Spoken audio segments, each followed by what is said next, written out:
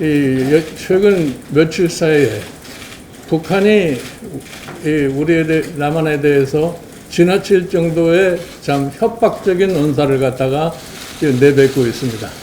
또 왜 이 지경에까지 이르렀냐 하는 것을 한번 냉정하게 우리가 판단을 해볼 필요가 있습니다.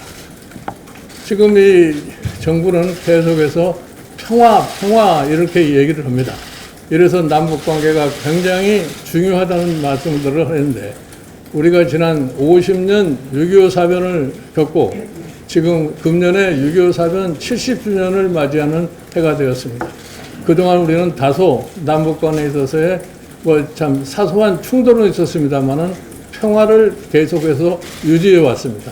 이러한 평화 속에서 대한민국의 경제가 참 세계가 놀랄 정도로 발전하게 이르기까지 이르렀습니다. 그러면 그 평화의 기본적인 배경은 어디에 있었느냐?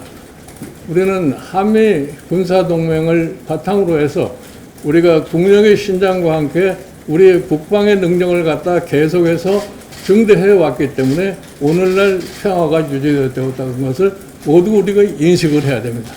평화는 말로서 이루어질 수는 없습니다. 이 평화를 위한 여러 가지 소위 준비를 하지 않으면 평화라고 하는 것은 지속될 수가 없습니다. 최근에 남북 간의 화해 무드 속에서 참 남북 간의 갑작스러운 참 새로운 이 상황이 전개될 것이라고 우리가 기대를 많이 했습니다.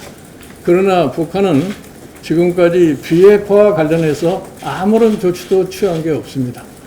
북한은 남한을 어떻게 생각하고 있는 정권이냐?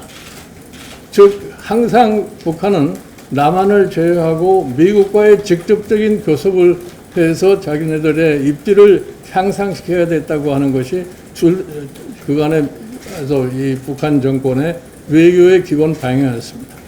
그래서 트럼프 대통령 취임 이후에 북한은 김정은과 트럼프 사이에 있어서의 비핵화 회담을 통해서 마치 국제사회에서 위상을 제고하고 그 언저리에서 남북 간에 있어서의 화해를 마치 하는 것 같은 태세를 취한 것이 오늘날의 현실입니다.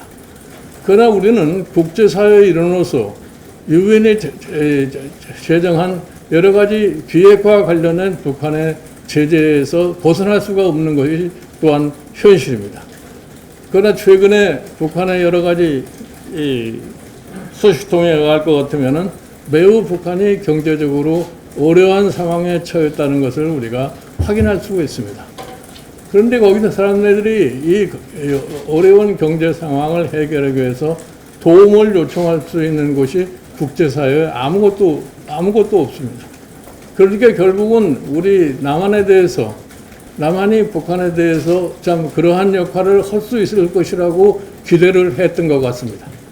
그러나 우리는 말로는 북한과에 있어서의 여러 가지 협조를 한다고 약속들을 했던 것 같던데, 그 약속을 국제사회 여러 가지 제약 때문에 실질적으로 이행을 갖다가 할 수가 없는 것이 현재 현실입니다.